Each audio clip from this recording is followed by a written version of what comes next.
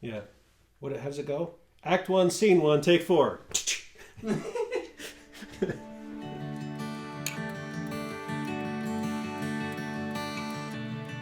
You know, it's amazing to me how many times in my life I found myself wandering away from the God who loves me, from the God who sent his son Jesus Christ to die for me.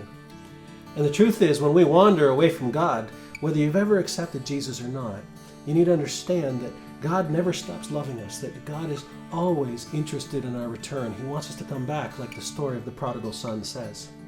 In fact, in difficult times, we have a tendency to rely on ourselves more than ever instead of turning to God, instead of crying out and asking for his help. And the Bible says in the book of Isaiah chapter 30 and verse 15 that this is what the sovereign Lord, the Holy One of Israel says: "Only in returning to me and resting in me will you be saved. In quietness and confidence is your strength, but you would have none of it." My friends, how often, even when we decide to go back towards God, have we tried to do it in our own strength? We haven't rested in him. We haven't trusted in his promise to save us.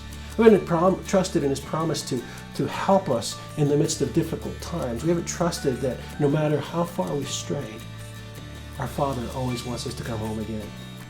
You know, there's an amazing promise connected with this that sometimes frustrates us, because what we really want is for God to chase us, almost hunt us down.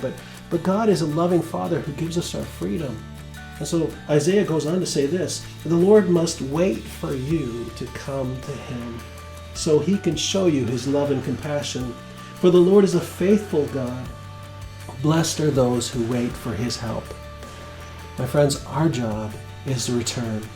God's job is, when we do, to receive us and remind us that everything we need rests in him.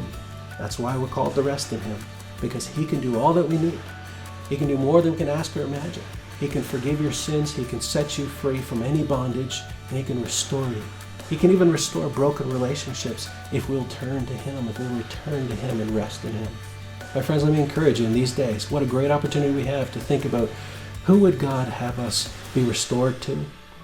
Is it to him? Is it to someone else? And to rest in him and to ask him to show us the way for that restoration to happen. Wouldn't that be a great day? I want to encourage you in these difficult days. Rest in the Lord, return to him, and discover his compassion and love for you. Have a blessed day.